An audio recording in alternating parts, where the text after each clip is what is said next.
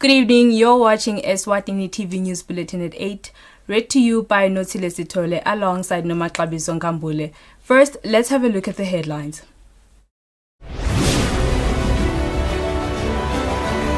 His Majesty King Eswatini III says the Inkwala ceremony will take place this year under strict COVID-19 safety protocols. Early for 600 Kwaluseni elderly people as Her Majesty Indlovukazi presented them with food hampers and blankets. The Minister of Health has pleaded with Eswatini to adhere to all COVID-19 precautionary measures because there are now signs that the country will soon experience a second wave of the COVID-19 outbreak. And now, the news in detail. His Majesty King Eswatini III has informed the nation that the Inkwala ceremony will take place this year, but due to the COVID-19 pandemic, it will be held under strict COVID-19 safety protocols. The Ingwenyama addressed the nation through Indvuna Lusendo Fagute at Eswatini Royal Residence. Nene bakangwani sethonya ingwenyama kuthi asite sibekele umhlaba kuthi Inkwala ikhona kepha ke ngetizathu temkhuhlane lo khona we-COVID-19 sitawulalela bodokotela labeta la Enkwaleni batakutha nge-order kepha ke bonke abahlale balinzele le order uma bangakabithwa ngale order abajenge beme bekunene khona le lapho beme khona kepha ke nakhona ke kuyasole kugitsa yona lenkwala nguloko nene bekunene kubeteke lota ke ngengani lapha ngoba lapha labo dokotela ulongena lapha esifayeni utha kuhlola kepha ke ngulabo labathi sako lababitiwe nguloko nene bekunene lenathi sakona yona lenkwala kulelenye letako awu lo mkhuhlane walesikhashana sethemba ukuthi kutabe sewuphelile kutabe njengoba niyathi Inkwala kuthi injani ngiloko nine bakangwani bayethe wena waphakathi. Her Majesty Indlovukazi has warned the nation to take the COVID-19 pandemic seriously. Her Majesty was speaking through Her Royal Highness Princess Phumelele when Her Majesty, through Liphupho Lendlovu Charity Organization, presented 600 food hampers and blankets to the elderly citizens under Kwaluseni Inkundla.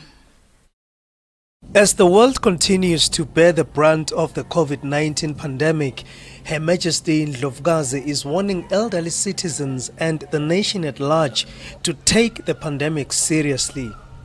Ithi ndzaba yekutivikela bantu labadala bakumathapha nasevenlonke. Wonke umuntu akasesabele sifo.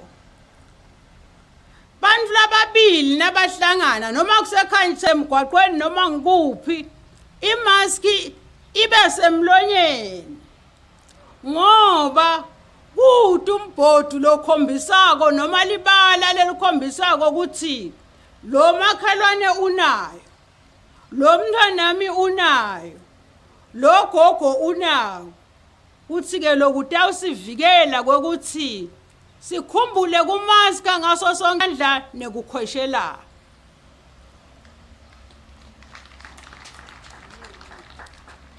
Sisakwenda lokho thinekela abadala ngoba nami sengimdala bekunene.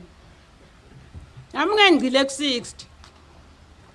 Sisakwenda lokho ngoba thine inkinga lenkulu ngulokwekuthi bakithi labo shukela. Bakithi lababo high tikithi letifo letikhona yebo bo HIV kumbunga bakhomba kulabancane kodwa nje letifo letingitona tithi wathola COVID akulukhuni kubuya. Christmas came early for the 600 elderly citizens as Her Majesty gifted them with food hampers and blankets through Her Majesty's charity organization Liphupho leNdlovu. The hampers were donated by OK Foods Eswatini, while the blankets were donated by the Times of Eswatini. Uthi teke mhlekazi bakamvulane bodle bankomo nkosi yami naye kube kuya ngaye ngawutawuleka kukona lokho kwaNkulunkulu. Kuthi ndunduma kukhulu lokutawubuya uNkulunkulu labo OK Foods nisababuka kumathapha manzini benembabane basetya ugqwala lonke lelive la kaNgwane. Baka Times bathi khandlile nasemnyakeni lophelile bakuletha labakulethile ngoba bona lokwethula emakhosini bakaNgwane kusibusiso kulifa zakukhanza kukhona. The chairman of Liphupho leNdlovu organization, His Royal Highness Prince Mboisa, observed that Her Majesty has earned applause for her protection and promotion of the social well-being of the elderly citizens. Lomunye utawubuta nje athawu le nkosi yonihlala iphupha cha bonkosi na umuntu uphila uhlala ngekuphupha ubuke lokho ukuthi oh live limenjani abantu abakho bena njani. Sikhukukati ke lesi sonke sifuyile emakhaya sikhukukati uyibone ukuthi siyalwa njani ubone sibhubha sikhipha lomhlaba sifuna kudla emantshwele ahlala eSuthi kube kuya ngaye wekumnene ngoma umlalela acoca kunqane kakhulu lokho la kuvetako wekumnene kanti kukhulu kithi sine asivetela kona ngoba The managing director of OK Foods Eswatini decried the challenges which confront the elderly citizens in the country as insurmountable.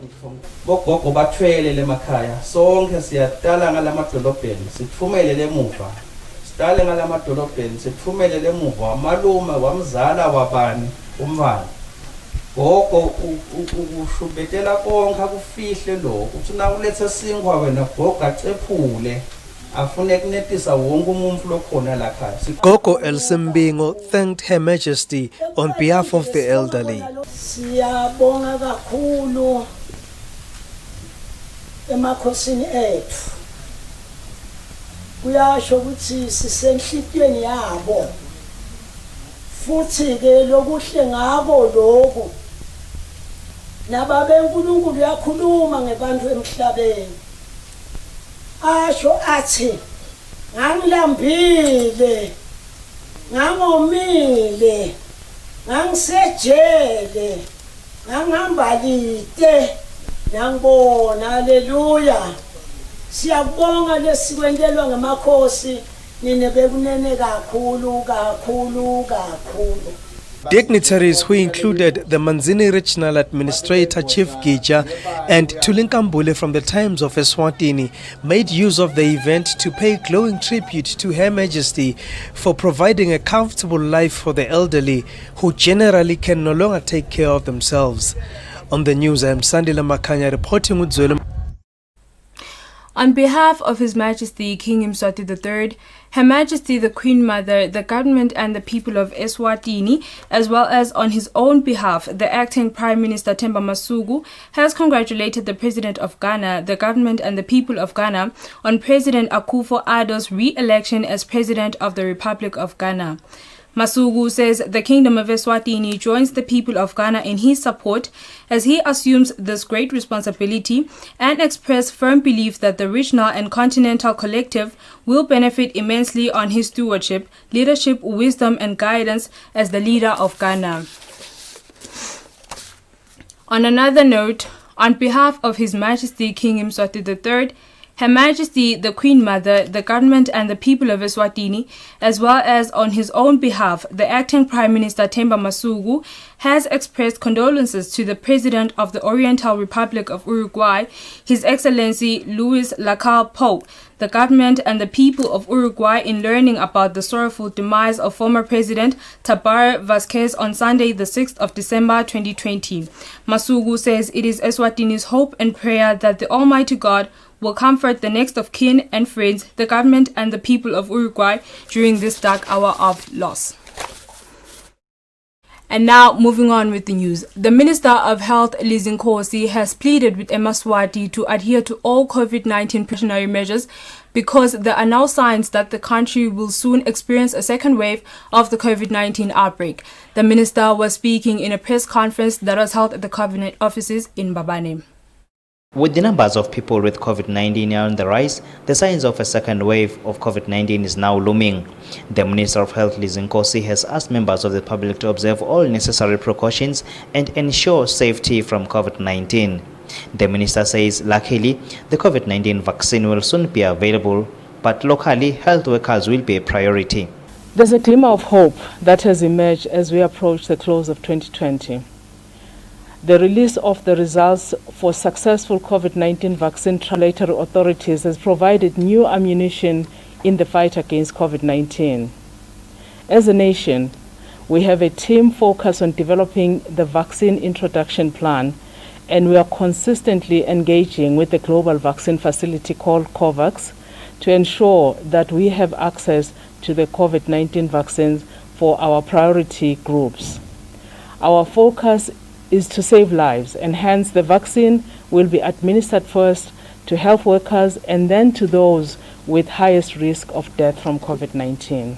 On another note, she gave an update on the Prime Minister Ambrose Dlamini's condition after he was diagnosed with COVID-19, where government took a decision to transfer him to South Africa to fast-track his recovery. And thank Maswati for continued prayers and messages to support His Excellency the Prime Minister Ambrose Mandvulo Dlamini and his family as he continues to receive medical support. His Excellency continues to respond well to treatment. We request the Maswati to continue praying for His Excellency's full recovery. She ended by pleading with members of the public to ensure all regulations as they will be going for Christmas holidays and visiting relatives in different places. She asked people with symptoms to visit health centers as soon as possible. For Eswatini TV News, I'm Kian MCB, Mbabane. The Minister of Agriculture, Jabulani Mabuza, says even though there is not enough rainfall, but as a ministry, they are confident that maize production farmers will have a plentiful harvest. Mabuza said this during a tour of Shiselweni maize farmers at Nyali on Friday. The Ministry of Agriculture is continuing with its program for encouraging farmers to dedicate themselves in their farming ventures. Minister Jabulani Mabuza says he was delighted during his Shiselweni ministerial tour with Shiselweni maize farmers to learn that there's a farmer by the name Gucisi Dlamini who has plowed 53 hectares maize. So we are here today at Nyanyali. We are heading down south to the Shiselweni region. It is not only this one that we are going to see, but we are encouraged. There is a man that is doing this marvelous job that is behind us.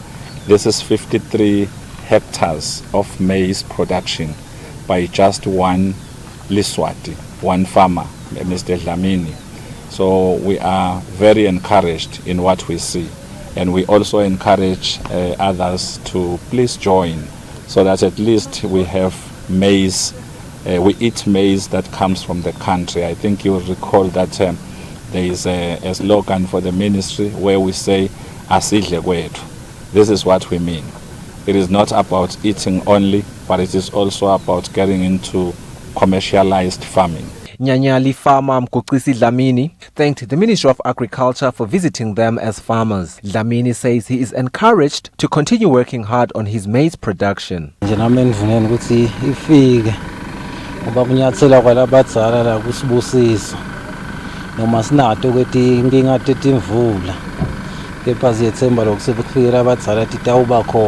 Kwene, Member of Parliament Vulimpompi Nhleko, thanked the Minister of Agriculture for playing a vital role in motivating farmers across the country. Kungaba kubonga kakhulu litiko elikakhulu Minister Agriculture kulamalanga le Parliament besine motion ukuthi ulile uhulumende aseme kuthenga umbile bo South Africa abalimi.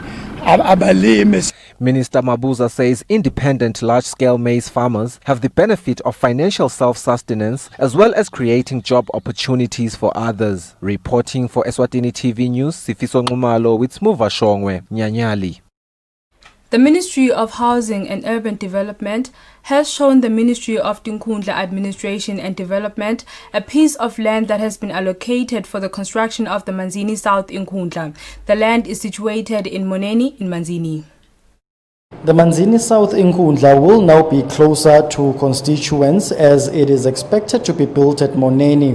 The Inkwala currently rents an office in the Manzini city center.